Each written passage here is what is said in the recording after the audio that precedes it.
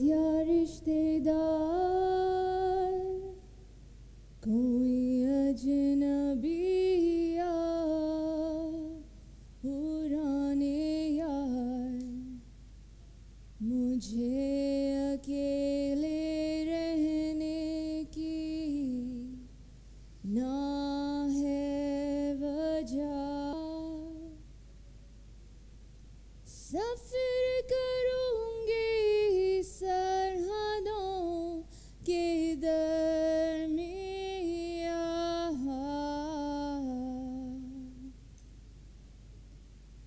काश एक दिन मिल जाए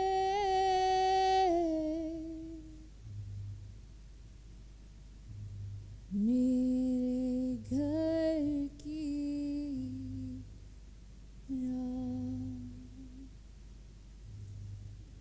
Home, Karachi, 50-degree heat, 7 months of the year. Adab, Namaste. Hi everyone. My name is Almitra. My name means light.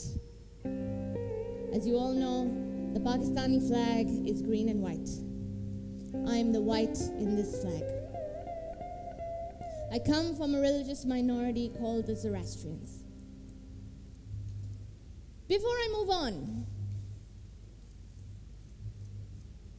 if there is anyone here from foreign embassies tonight, your exits are there, and there. Please leave. I do not wish to be held accountable for anything I am about to say for the next hour. Thank you. I currently hold a Pakistani passport, which my lawyer likes to call a unique passport. Our passport says Islamic Republic of Pakistan. There's only 10 countries that we can visit without a visa. Trinidad and Tobago, Cook Island, Dominica, Gambia, Haiti, Micronesia, Montserrat, Niue, Vanuatu, St. Vincent and the Grenadines. My passport does not let me visit friends and family that are scattered across the world unless that country gives me permission to enter. Even though I'm not Muslim, at airport security, immigration almost always assumes that I am. I've been questioned and I've been intimidated. September 11, 2001 changed the reality for travel for a lot of different countries, including Pakistan. So when I was 19, I made a deal with my mother. And the deal was this. In order for me to have a better future, I needed a Western passport from one of the big three: Canada, America, or Australia. And the only way I could do that was to be a resident in that country. In that country, I would feel safe, have access to better creative opportunities, and once I had that passport, I could visit friends and family around the world at my convenience. That was the theory. It's important for me to say that Pakistan will always be my home. Kya se kya ban gaya Karachi. Home. D for Avari Colony, Mahmudabad, Parsi Gate. White gate, wooden door to enter through the driveway. Living room with linen curtains, and my favorite part of the house, the Persian rug that sprawled across the floor. Deep maroon, pure white, royal blue. The patterns had badams all over it. I've had many chai dates on that rug, mostly with my best friend Charlene. That house was a gift from my grandfather to my parents for their wedding. Little did they know the dignity of that house would come rumbling down after I was born. A day in late November, the world became better. It was sunny and warm the day I was born. Couldn't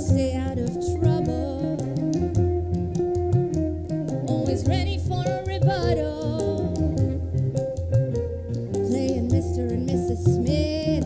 I still can't believe the shit I got away with.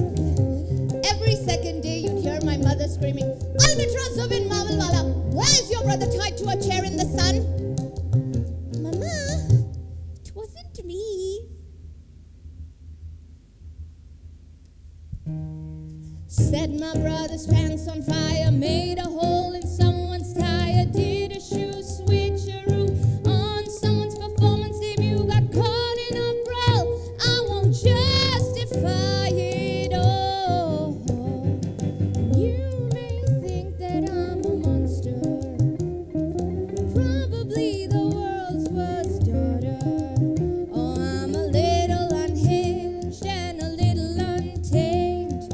My disappointments used to hang in frames. I used to roam the hallways of home, having middle child syndrome. Where are my middle children at? Yes? Middle child? Great. What was your name? For y'all, tell me what's the worst thing you did as a child? It's fine. This is a safe space. It's a safe space. You stole something from a store. It was a pen? That's really disappointing. Like, really. All right, let me tell you what's the worst thing I did as a child. Jump-started a tiny green car, stole it, and left it on a hill in our colony. What? Don't look at me. I had help. Had to be chaperoned places by my brothers in most cases. Had to beg, borrow, and steal for a chance at the steering wheel. Had to strike negotiations to take vacations. Welcome to brown culture, where in my family there is no room to barter, huh? None. Zero. Zilch. Nada. You may think that I'm a monster, probably the world's worst daughter. Oh, I'm a little unhinged and a little untamed. My disappointments still hang in frames. I used to roam the hallways of home, having middle child syndrome.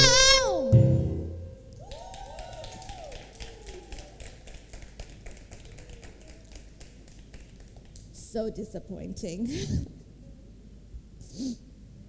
I would get into trouble on the regular with my parents. But the only person that was ever on my side was my nanny. Nanny's home was a place where memories were made and grandkids were spoilt. She would feed us, take care of us, and her home always smelt of agarbatti.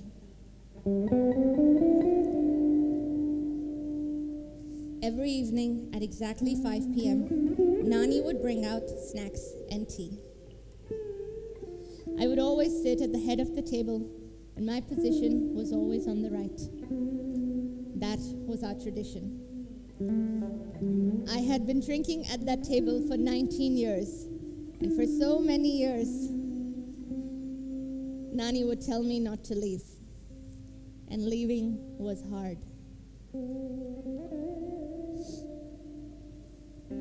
Leaving was hard.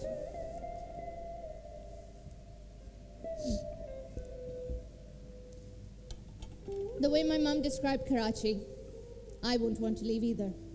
Her Karachi was this bustling metropolis, and they would find their parents getting dressed to the nines, partying every second weekend. These slowly petered out in the late 60s, early 70s. Mom tried her hardest to raise us in that Karachi. Unfortunately, that Karachi doesn't exist anymore. Any city has its dodgy areas and its extremists. I grew up with a lot of political unrest, which I became immune to. As you all know, you cannot walk the streets of Karachi in shorts and a tank top. I've been followed and I've been groped, but thankfully never mugged. My mom and Nani have been mugged at gunpoint though, so have several of my other friends. I say this casually because it's a reality that I have lived through. And so she decided that it would be best if I moved away and made a better future for myself, even if it meant leaving Nani. As if I didn't suffer enough from middle child syndrome, my parents decided to add fuel to the fire. They decided, instead of sending myself and my brother away at the same time, they decided to pick their favorite child, spend everything they had, and decided that he would be the one to get a better future first. Fruit. He went and he studied forensic anthropology and is now a Canadian citizen. He's now a Canadian citizen. I remember wanting to go for his graduation, but my whole family, mom, dad, myself, and my younger brother, were all denied a Canadian visitor visa. And the reason? They weren't convinced that we'd return back to Pakistan, which is a crock of shit.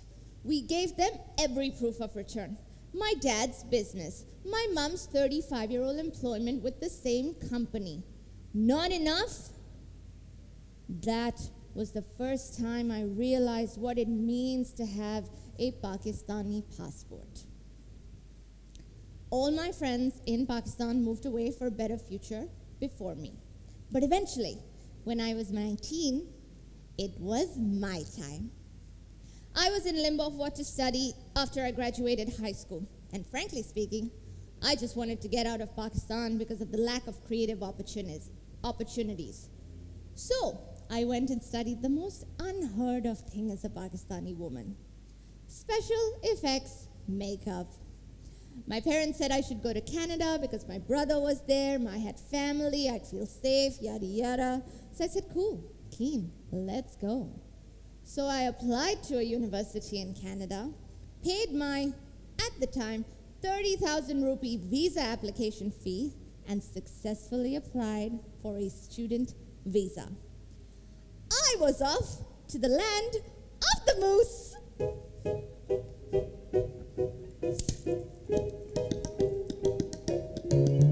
I was ready for an adventure and my bags ready to go. I was going to leave my hometown to study in Toronto, but Canada had other plans for me. They kept my passport for 3 whole months, but then a letter arrived. Dear Miss Almitra Mavalvala, after carefully reviewing your application, I am refusing your student visa on the grounds that I am not convinced that you will return back to your home country, as you have too much family residing in Canada. So I did the most rational thing to do. I called my brother in Canada and yelled at him.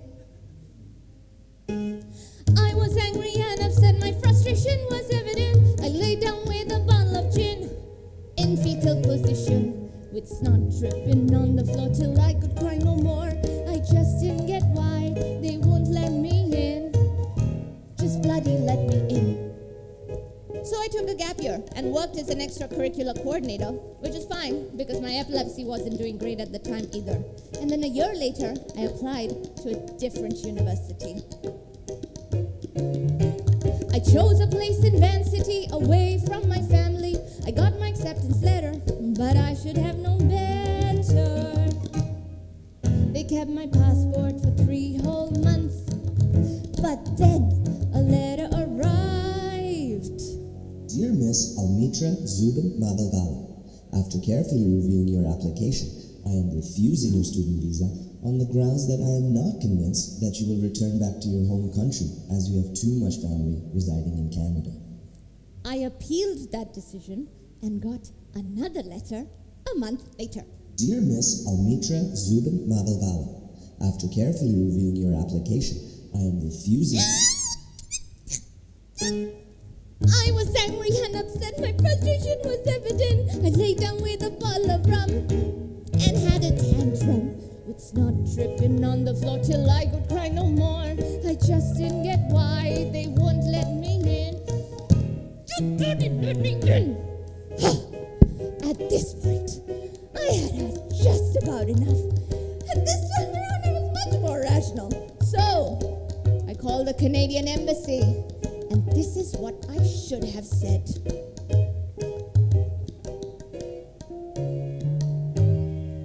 You're all a bunch of monsters, taking people's money and driving them bonkers. You could keep that bloody visa, 'cause we don't need ya. I hope you all end up in a cell, or better yet, rot away in hell.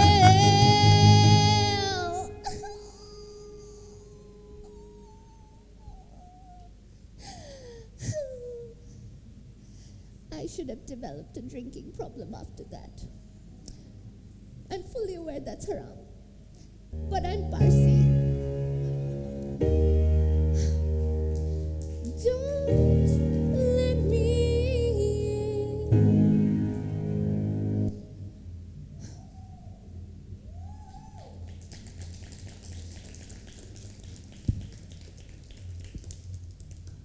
Surely this can't be happening to just me. Shall we check the stats? Let's check the stats.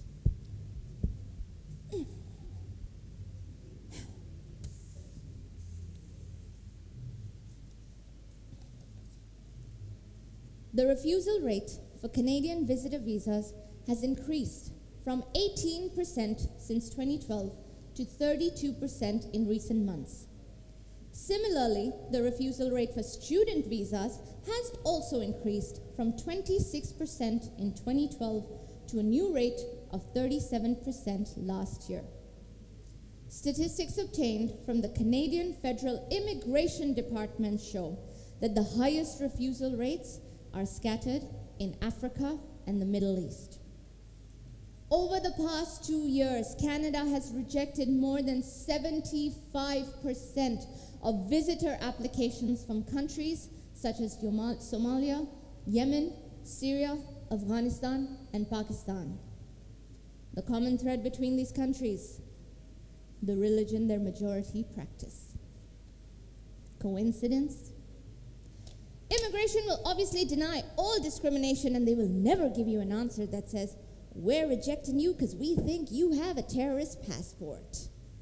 However, a Canadian newspaper article called Statistic Canada states that one of the factors visa officers consider, and I quote, is the economic and political stability of the home country. There's a possibility here that people's visa applications are being refused simply because they come from a country experiencing war or human rights violations, that there is an irreversible presumption that they're not going to go home and their application gets treated differently. That certainly is a concern.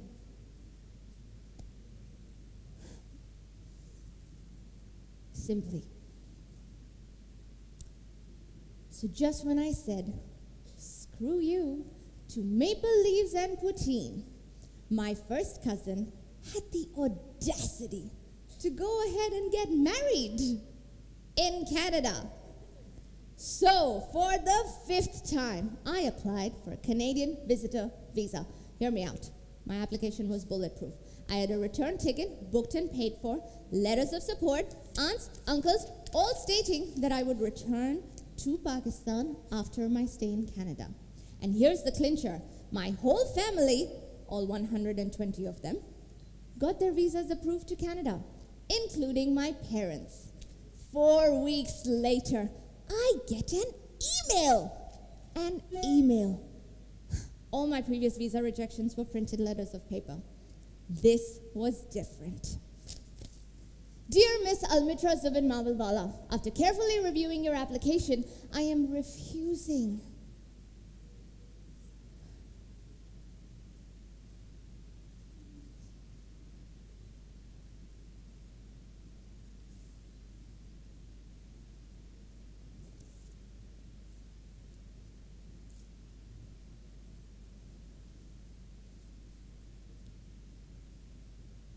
To be blacklisted. You are seen by a government as an individual who cannot be trusted or has the potential to do something wrong. If you are blacklisted, you are unable to enter a country to visit or seek asylum ever. If you are blacklisted, you are never informed, but eventually you start seeing the patterns. Blacklisted looks like my family member being strip-checked at the Canadian airport for 6 hours. Blacklisted looks like my Swiss cousin being detained in America because they previously lived in Pakistan and Saudi Arabia despite having a Swiss passport. Blacklisted sounds like, what is your business here? Who are you here to see? State all the places you are about to visit. Blacklisted feels like being rejected from a country 6 times despite doing everything they are asking of you. I rant about it, joke about it, obsess over it, but it is exhausting. I have spent over 500,000 rupees in visa application to Canada alone.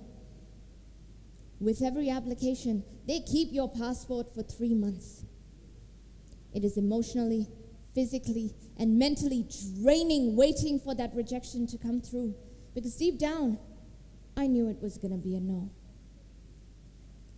My passport is not my personality trait.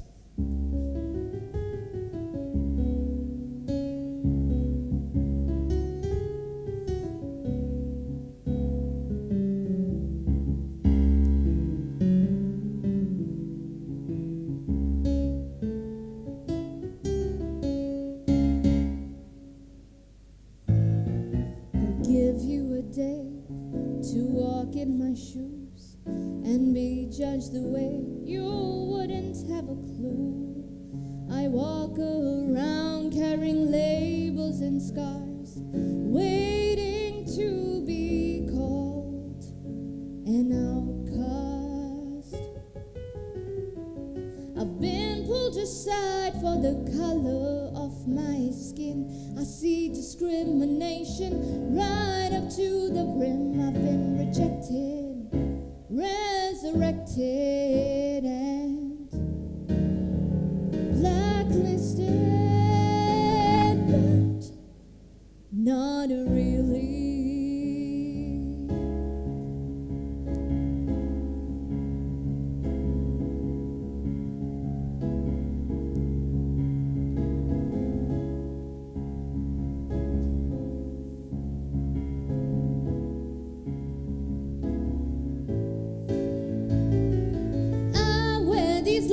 With pride,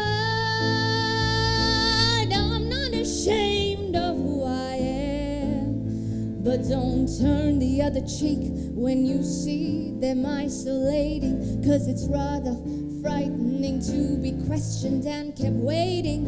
It's frankly damn frustrating and mostly degrading. You must be out of your mind if you think for a moment acceptance is colorblind.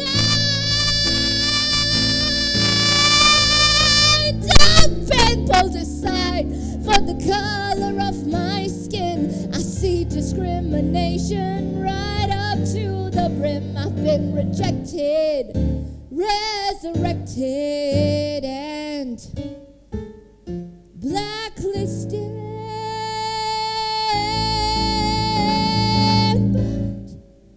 Not really.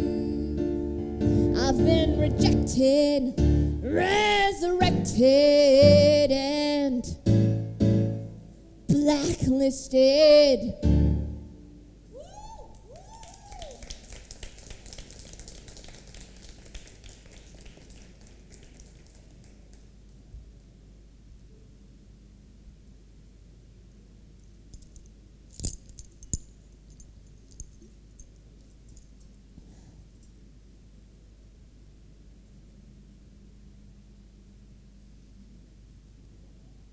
Eventually, I got out. Went to America to study. Didn't get rejected then, but that was my first time away from home, away from my friends and my family. I was in Florida for 6 months and New York for 5. God, I hated it. The business, the people, the expectation to constantly hustle. That whole year was the loneliest I ever felt. That was the first time I longed for Karachi. There is tradition in my family that whenever we leave a place, we look back, physically look back, so we know we have a place to come back to. Baachal fari ne jao, to wapis aao se. My mom came to JFK to pick me up and bring me back to Pakistan. And we were boarding and she asked me why I wasn't looking back. And I told her, it's not a place I wanted to come back to. It would never be home. Home. Karachi की मुझे बहुत याद आती थी. अम्मा के हाथ की बनाई हुई चाय, अब्बा के साथ ताश खेलना, भाइयों को गले लगाना और हमारा खाना. हम सब जानते हैं कि हमारा खाना बनता है घी और मसाले के 3 गैलन में, और उन मामलों में हाइजीन को कोई क्वेश्चन नहीं करता. आप में से कोई बता सकता है कि कराची की स्पेशलिटी क्या है? नहीं, not biryani, not what? नहीं, not dal chawal. No, Karachi specifically. Chicken roll. आप दुनिया में कहीं भी चले जाएं, आपको ऐसा चिकन रोल नहीं मिलेगा. लाहौर में भी नहीं. आप जितनी बुराइयां कर लें, पाकिस्तान में बहुत खूबसूरती है. चित्राल, हुंजा, गिलगिट, ना चाय ना लोगों की मेहमान नवाजी की कमी है. और हमारी शादियां जो 50 साल चलती रहती है. दिसंबरिस्तान अभी तक चल रहा है. मुझे याद है वो गर्मियों की शामें, वॉलीबॉल खेलते, छत पे चाय पीते, कुशन्स और गिटार के साथ. Simpler times. कराची वो कराची था जो मेरे ख़ानदान और मेरे दोस्तों की वजह से ज़िंदा था. वो दोस्त जो अब दुनिया के हर कोने में कामयाब है. Canada, America, Australia, London, south Africa, Portugal, Ireland. When I left Pakistan for the first time, one of the hardest things that I've had to hear was my mum saying, "Don't look back. There is no future for you here." जब बाहर के लोगों पाकिस्तान के बारे में सोचते, वो वही बातें या तस्वीरें देखते हैं जो मीडिया बताती है, या वो ही दखियानूसी बातें सुनते हैं जो बार बार दोहराई जाती हैं. पर आज रात मैं बात करूंगी अपने पाकिस्तान की. एक ऐसा कराची जो हम सब जानते हैं, हमारा कराची.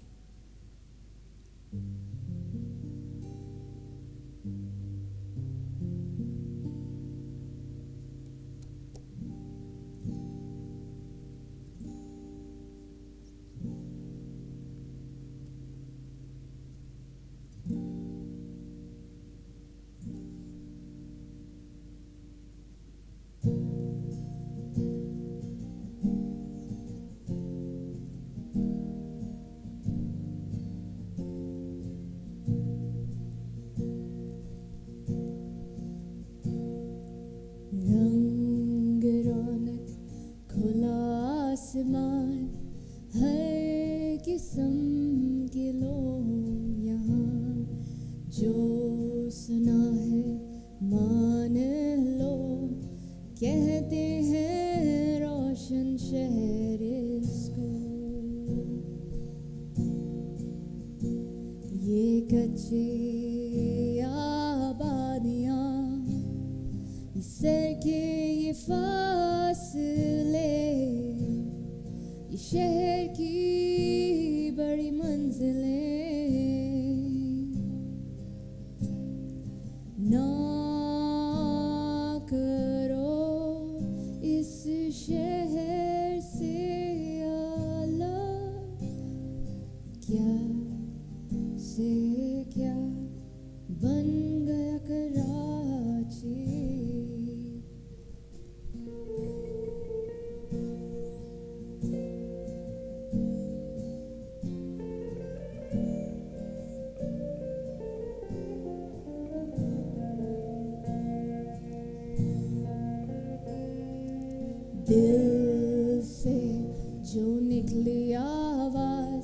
ये जोश ये जज्बा ये लोगों का साथ शोर मचाए मौसीकी में और टूट पड़े मौत पे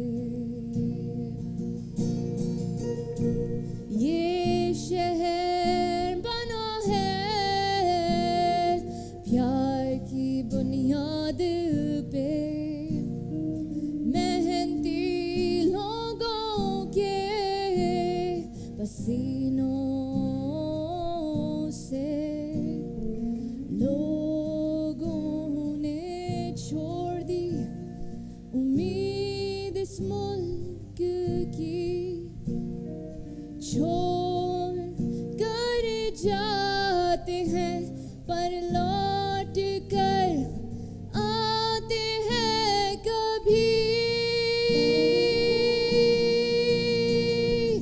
कच्ची आबादियाँ सर के ये फासले इस शहर की बड़ी मंजिलें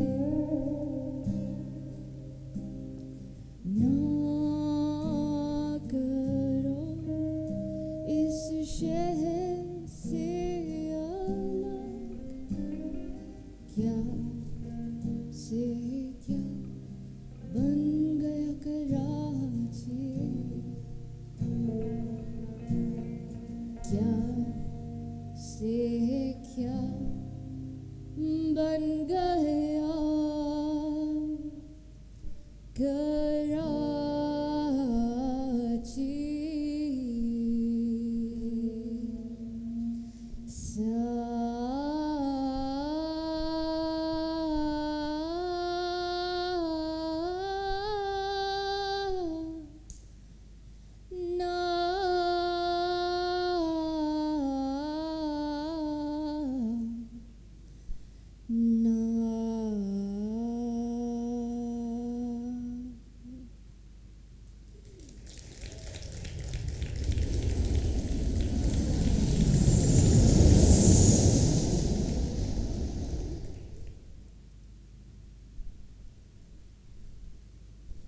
A year after I came back, for the second time, this Desi girl, despite all Canadian visa rejections, left home and landed up in Australia.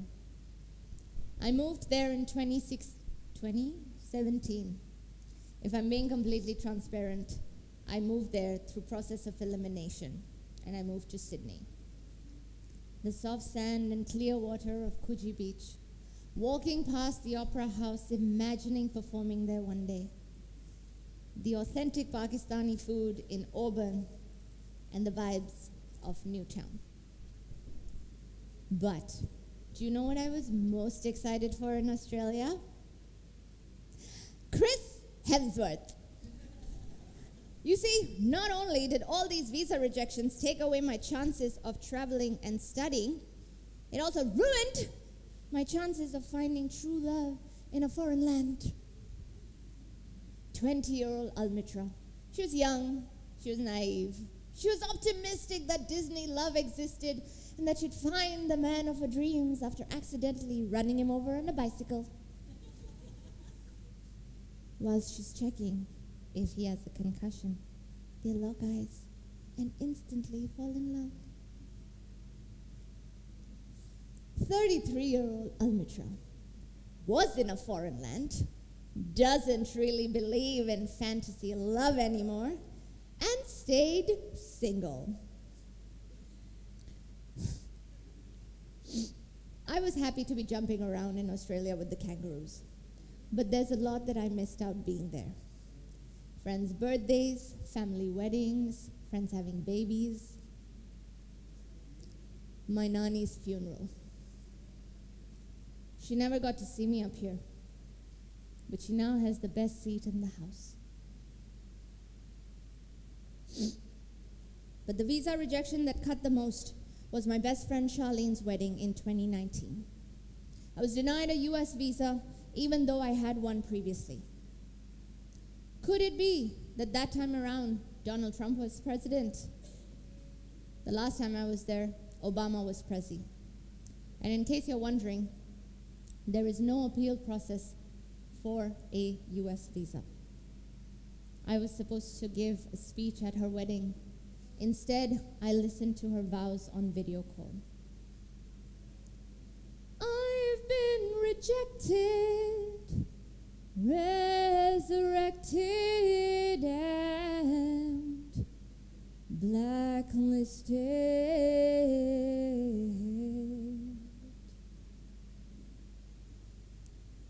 So here's to long-distance friendships and to Charlene.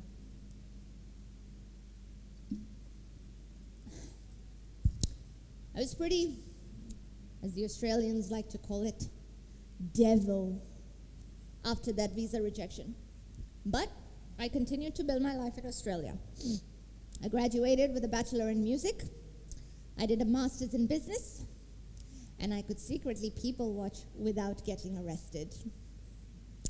It genuinely surprises me, the questions I get asked about myself and our country. Yes, my schooling was in English. No, we don't ride camels to work. And Agrabah definitely isn't a real city. But the biggest confusion for my Aussie counterparts is my accent. I never get placed for a Pakistani. They're always confused when they hear where I'm from. I once had an Uber driver call me a cocktail of accents. Regardless, I can't be in their brain to know what I sound like when they try and tell me that I'm not from Pakistan. There is a history behind the stereotypes that you expect to hear when you hear someone's accent. I sometimes get called out for speaking some words with a British accent. I grew up learning British English. Why? Because we, Pakistan, were colonized by the British and then were driven out of our homelands. Look at that! Something I finally shared with the Australians.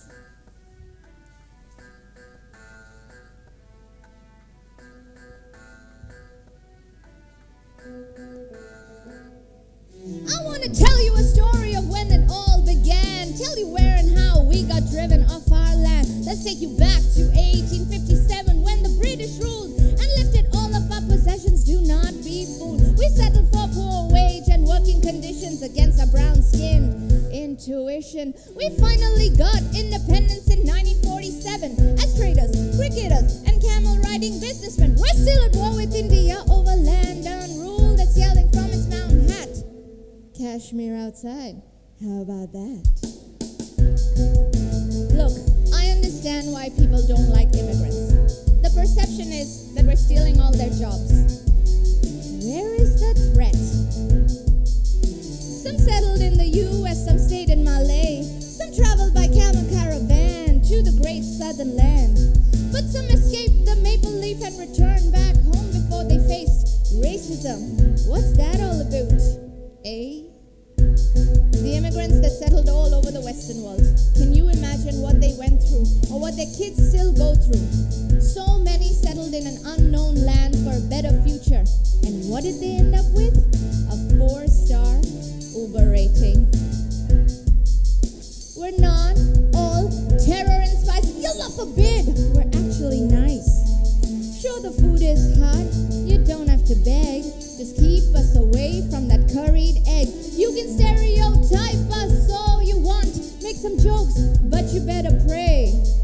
'Cause immigrants will make our own way. So this is for the immigrants that settled all over the Western world. All those from Somalia, Yemen, Syria, Afghanistan, and Pakistan who were rejected for affiliating with a religion that preaches peace. This is for those from Africa and the Middle East. For the First Nations people who were treated like beasts when they were forced to be the other on their own land.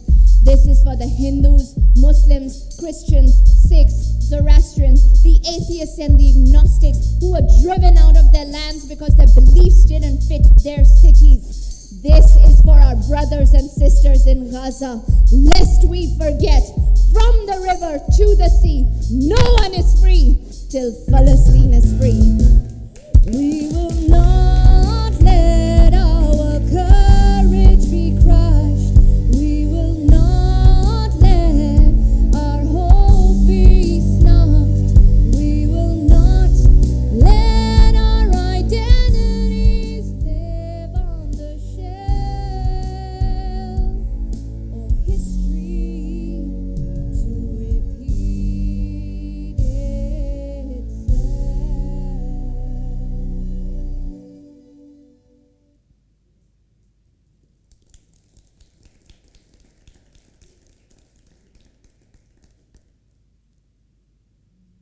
I had the privilege to choose to be an immigrant. But just because I chose it doesn't make living with the consequences any easier to swallow. I had made this big move to Sydney not knowing if I'd be accepted. I didn't know if Sydney was going to be my city, but I had to try. The longer I was there, the more I felt obligated to stay. The time and effort spent by myself, the money that my parents spent to give me a good education, and the many, many hours that I kept spending to create this idea of a better life, when in reality, I felt isolated. I made friends that became family, a strong support network, but it was still lonely. It was a different kind of loneliness, one I can't really put into words. The tricky part was that even if I decided to come back to Pakistan, you'd see me as an immigrant. If I got an Australian passport and came back, you'd call me foreign because I dress a little different, I sound different, and my Parsi genes already don't allow me to look brown enough to be Pakistani. It's one thing to feel out of sorts in a foreign land, but when you spend this time apart and you bring all these Western influences home, you feel out of place here too. I didn't know if I wanted to call Australia home yet, and if I decided to come back, would Pakistan welcome me back? Like a fish out of water, like a bird that's lost its wings, I've traveled many places, meeting unfamiliar faces, like a drop in the ocean, made to feel so, so small, like a trip with no destination, living life on the curbstone. There's a road that leads me back home, home. Big cities tend to make you feel small. Big, big cities tend to make you withdraw. I'm a glove that doesn't fit, and that's more than I'd like to admit. Big cities.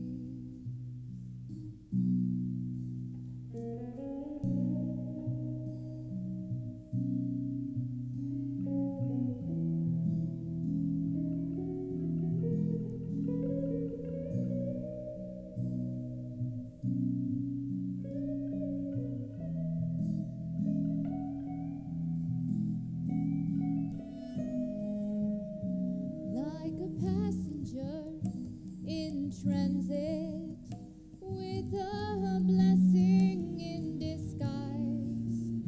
Don't think I've found a place yet, one I'd like to call mine.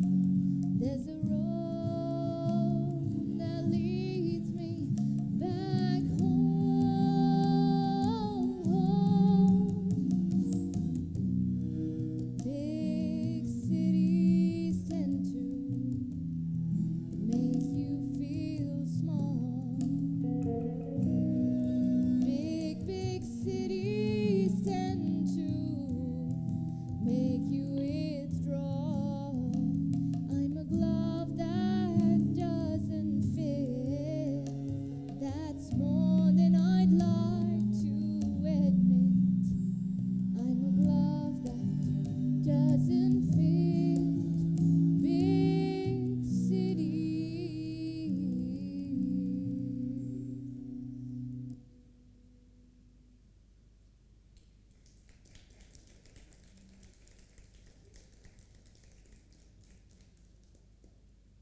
my confession is this: that no matter how diverse a culture is, and Australia was pretty diverse, I'll still feel like I don't really belong. And I will probably never have that familiarity anywhere in the world but Pakistan. However, I found myself questioning that too with every day that I lived there. I love Karachi. My pa often asked me, "When are you coming home to us?" And I couldn't answer him because all I could hear was my mom's voice saying, "There is nothing left for me here." All I wanted was freedom from this guilt to leave it all behind. What's driving me is this passion to be successful and make my parents proud. That's all it is, really. To be able to say, "Look, Ma, the middle child made it." In all honesty, I'm tired, but I am hopeful. Scratch that. I am determined that one day I will get to meet my brother in Canada. I will get to meet my nieces and my nephews. I will visit my best friend again. But till then, I'm going to hold on to this hope because that is all I have left. Well, that and all my visa rejections fueling my every move. You know what? This whole mess started with a piece of paper.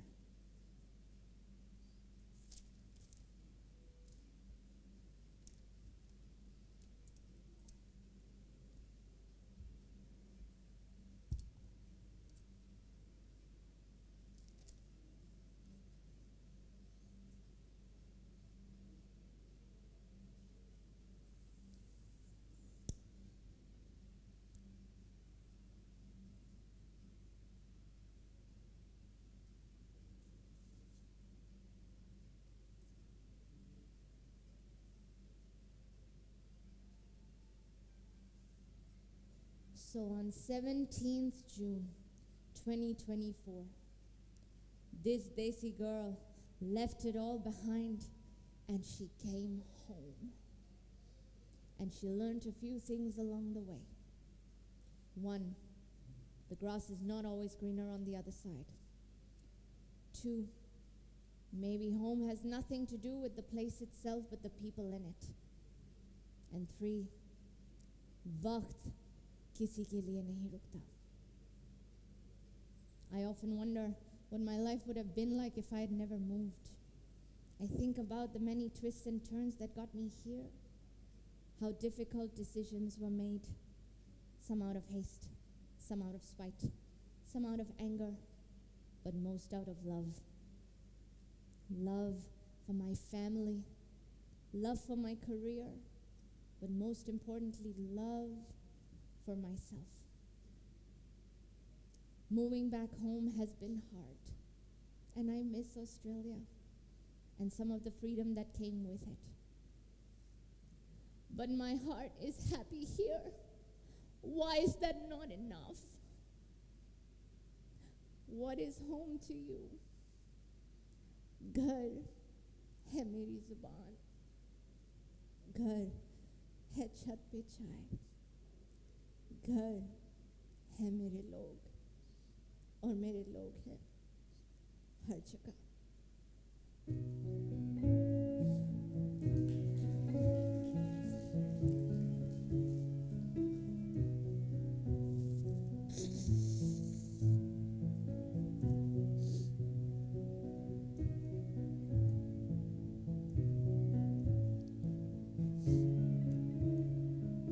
Would you rather I sang badly?